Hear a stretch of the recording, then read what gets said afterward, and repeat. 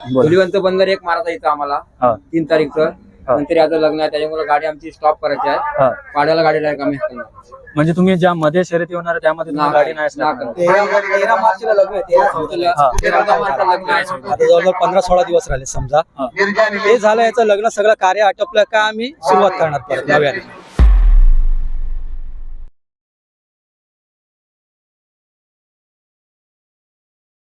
नमस्कार मित्रांनो, स्वागत आहे माझ्या एका नवीन मुलाखतीच्या व्हिडिओमध्ये. आज मल्याण माती बंदर येथे भव्य दिव्य शर्यत आयोजित केली होती आणि त्यामध्ये कुरुल आपले कारलेकर बंधू त्यांची गाडी परत एकदा गुलालाची मानकरी झाली. मागची आपली कोणती शर्यत होती? बापल्यामध्ये. मागच्या वेळेला बापल्याला शर्यत झाली, प्रथम क्रमांक मिळाला आणि आज आपला द्वितीय क्रमांक, द्वितीय 2 नंबरची मानकरी झालेला. तर त्यासाठी खरंच खूप खूप शुभेच्छा, कारण की ज्या प्रकारे निकाल लागलेला खरंच खूप सुंदर असा निकाल लागलेला.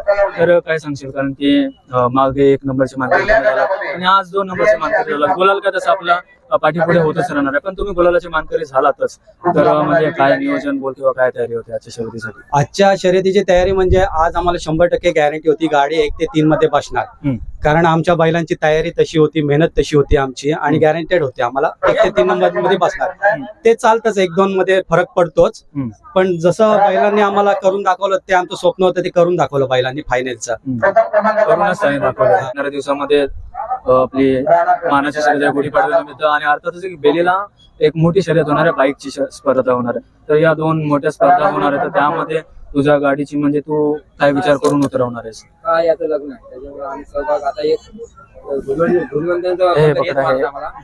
धुलिवंत बंदर एक मारायचा इथं आम्हाला 3 तारीखचं. नंतर आता लग्न आहे त्याच्यामुळे गाडी आमची स्टॉप करायची आहे. पाड्याला गाडी डायरेक्ट आम्ही हाकलणार. म्हणजे तुम्ही ज्या मध्ये शर्यती होणार आहे त्यामध्ये तुम्ही गाडी नाही असणार. 13 मार्चला लग्न आहे. 13 मार्चला लग्न आहे. आता जवळजवळ 15-16 दिवस राहिले समजा.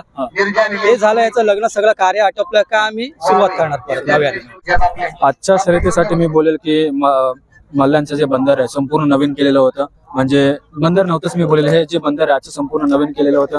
तर या बंदरामध्ये गाडी येऊन हाकलणं, तर बंदराच्या बद्दल मी तुला विचारेल सर्वात पहिले की बंदर कशा प्रकारे वाटलं तुला आजचं, आणि बैलांनी म्हणजे काय विचार करून तू गाडी म्हणजे आजच्या बंदरात आणलीस? आजच्या बंदरात म्हणजे आमची बापल्याला गाडी विनर होती, त्याच्यामुळे मल्ल्याणची कमिटीने आम्हाला सांगितलं की तुमची गाडी विनर आहे, आम्ही तुमची गाडी घेऊ. आम्ही टायमिंगला आलोच नाही ते, तरी त्यांनी आमची गाडी घेतली कारण गाडी विनर होती आणि डायरेक्ट गाडी मारलेली. आम्ही इथं प्रॅक्टिसला पण नव्हती गाडी आणली, डायरेक्ट आज हाकललेली आहे गाडी, डायरेक्ट हाकलली. आणि नियोजन कमिटीचं छान होतं आणि भरपूर म्हणजे 24 गट झाले आज.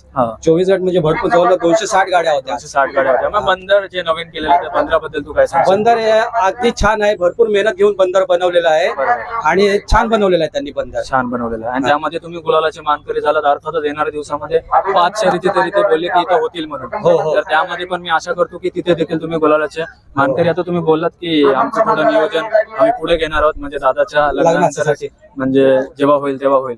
तर जेव्हा पण तुम्ही हाकलाल मी आशा करतो की तेव्हा तुम्ही गुलालाची मानकरी व्हालच या शर्यतीमध्ये. तर तू काय सांगशील दादा आनंदामध्ये? आज आमच्या बैलांनी आम्हाला बोलण्यासारखं काय ठेवलंच नाही, आज मन खुश करून टाकलं. तर आज बंदराबद्दल बोलायचं झालं तर आम्ही महाजनाला शर्यतीला जायचोय रोडवरून. कधी असं वाटलं पण नव्हतं की ह्या जागेत बंदर होईल म्हणून. पूर्ण आपण बघायला गेलो तर पूर्ण कातळ होत आहे, तर इथे कधी वाटलंच नव्हतं. खरंच खूप सुंदर कमिटीने फुल मेहनत घेतली, म्हणजे बंदर बनवण्यापासून पूर्ण माती बिती टाकण्यापासून बंदर 1 नंबर बनवलं. खर्च खूप केलेला आहे आणि बंदर खूप सुंदर असं बैलगाडा आपल्या ज्या होतात त्यासाठी खूप सुंदर बंदर त्यांनी त्यासाठी कमिटीचे आम्ही आभार मानतो. आणि आज आम्ही विनर होतो म्हणून आम्हाला फायनलला संधी दिली, त्याबद्दल देखील आम्ही कमिटीचे आभार मानतो. 3 सिलेक्टिव्ह गाड्या त्यांनी सांगितलेल्या होत्या, त्यामध्ये तुमची पण एक गाडी होती आणि 5 गाड्या त्या बाहेरनं ते टायमिंग करून घेणार होते. तुमची गाडी त्यांनी डायरेक्टली घेतलेली होती, सिलेक्टेड गाडी म्हणून. हे आमच्या गाडीवरचे जॉकी आहेत आणि यांच्याच मुलीने बेबीने आता इथे नाही, रात्री 11-12 वाजेपर्यंत गाडी शिवली खास म्हणजे बैलांची आम्हाला गॅरंटी आता होती 1 नंबरच आम्ही घेणार. रात्रीचे 2 पोरी माझी मेहनत घेतली पहिले आणि वारी घरी बनवली, बाहेर पण ऑर्डर नाही दिली. पप्पा म्हणजे काहीच केलं नाही. मला पप्पा बोलतात काही करून दीदी रात्रभर झोपली नाही. तिने बोलतो पप्पा आज काहीतरी नंबर पाहिजे, मग रात्रभर ते 12 वाजेपर्यंत झाली घरी. काहीतरी वेगळंच एक असं आकर्षक वाटते, खरंच खूप सुंदर तुम्ही केलेलं आहे ते.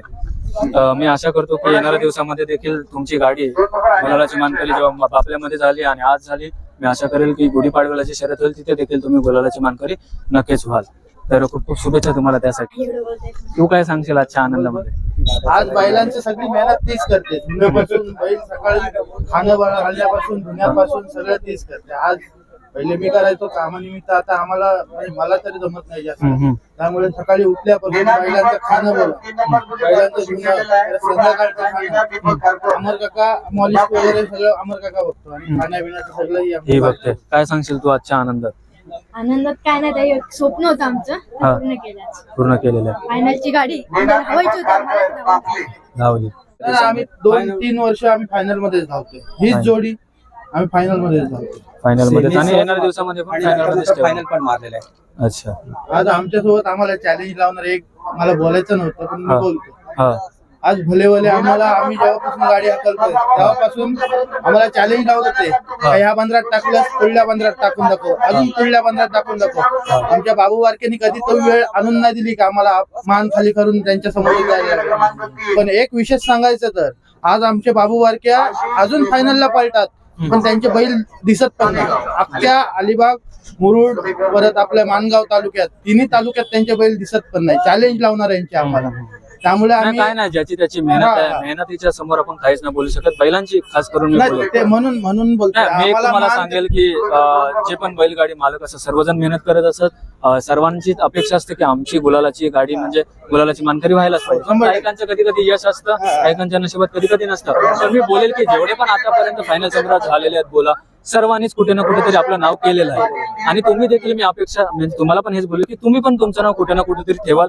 येणाऱ्या दिवसामध्ये केव्हा पण बैलगाडी शर्यत होईल तिथे एक काय बोलणार मी, एक सर्वांच्या डोक्यात राहील की हा ही एक गाडी होती, हिने छाप सोडलेली आहे आणि या गाडीने इथे इथे नाव केलेलंच होतं. या बेबीने आपल्या बैलांच्या गाड्या बनवलेल्या आहेत. कोणाच्या एवढी गॅरंटी होती तिला?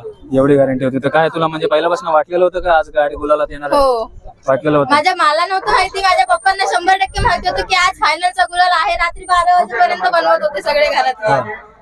तर काय नाही, खरंच खूप सुंदर असा निकाल लागलेला. मी आशा करतो की दादा येणाऱ्या दिवसामध्ये पण तुझी गाडी अशीच गुलालाची मानकरी होत राहील. तर खूप सुंदर असा निकाल लागलेला आहे दादाचा. तुझी मुलाखत मी इथे संपवतो. Bye, wish you well. Like करा, शेअर करा, फॉलो करा.